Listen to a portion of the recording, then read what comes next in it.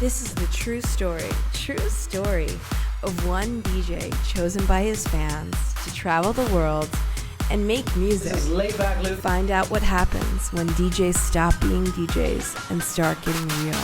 The Real World DJ Edition.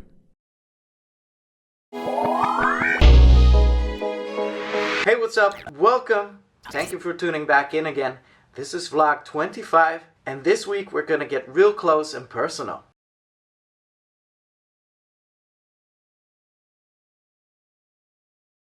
I always set out to finish my school. Although I was touring, I wasn't making enough money to pay my rent. And so I had a couple of jobs. The thing is, you just have to make time for your dream. It's as simple as that.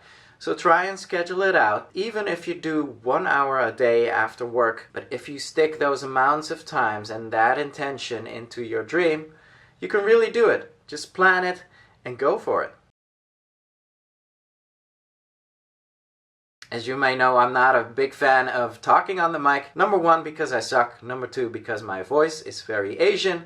Number three, I am no rapper. Technically, DJs shouldn't speak on the mic. But the only time I'll do it is to really announce something through the mic. So I've done that before, where I would tell the crowd I was going to take it really deep, and if they'd want to stick with me. And I helped a couple of couples to get engaged during my sets. And that's really the only exceptions I'll make for going on the mic. Definitely not saying in my best Dutch accent, 3, 2, 1, jump!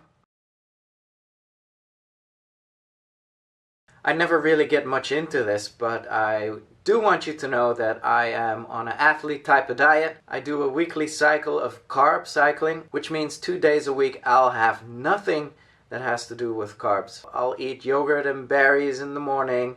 I'll eat a lot of meat. Actually, I'm not a vegetarian because there's no carbs in meat. I'll eat asparagus, grilled salmon, grilled chicken, broccoli, cauliflower, and I'll do about 6 meals a day. So right now my favorite food is, there's nothing more delicious than just a plain piece of grilled salmon. Salmon sashimi and the tuna sashimi. And then on the days that I am doing regular diets, I'll try and eat 6 times a day as well. I'll try to keep the carbs on the low side.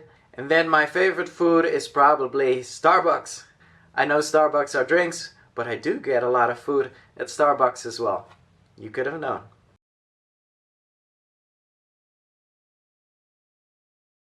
I would absolutely choose water. So a big trick and secret about losing weight really quickly is to get rid of all your juices. Coffee is good though, no soft drinks, and only drink water if you want to drink anything. In order to have a career this long and this successful, there's a ton of sacrifices involved. I mean, it goes really deep, to not seeing your friends and family, to even divorcing my wife and family out of my first marriage, to firing the people that discovered you. And sometimes people don't realize. They'll just see you on stage and think, oh, you know, that's the life I want, and wouldn't that be amazing? It is, but with it comes a lot of sacrifice. Well,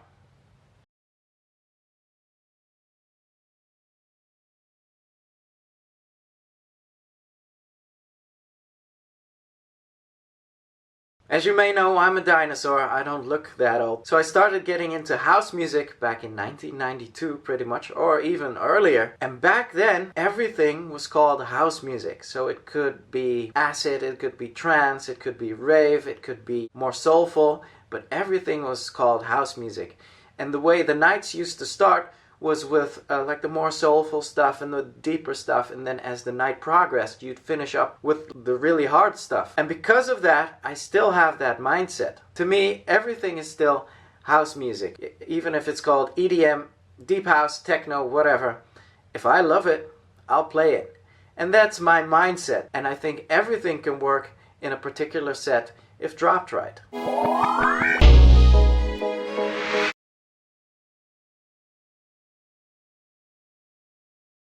The key thing on tour, if you want the hotel of your preference and if you want the flights of your preference, is to be able to pay them yourself. So this will be included within the fee, and then my people or I we'll choose the hotel we want to stay in or the flight we want to take. And it's as simple as that.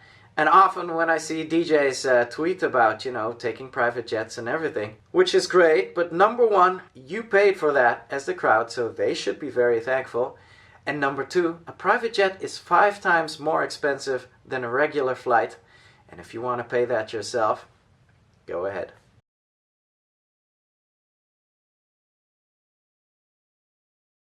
It's a tough one. So if you only want to stick to DJing, you can get success, but it'll mostly be local success, and if you're very lucky, it'll be a national success. Trying to get it global is a tricky one, and that's really only possible if you just make a couple of hits. I would recommend on collaborating with a producer.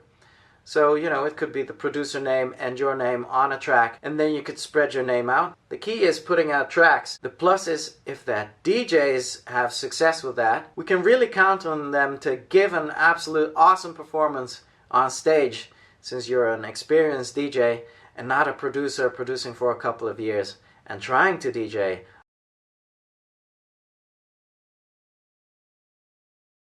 I am surprised not more DJs use the in-ear headphones like I do. I know it doesn't look like I am the coolest DJ around, but it's very handy. They are very portable. You stick them in your ears and you don't need to think about them anymore. No DJ neck cramps anymore. So in the DJ booth you always have the set of speakers that's your reference sound. And the crazy thing about those is that they're usually not that high of a quality, and that they are often very loud, but you can't really hear the details in the music. So beat matching in a club is much harder than in a little studio or a bedroom. To prevent this, I have the in-ear monitors, which replace those set of speakers.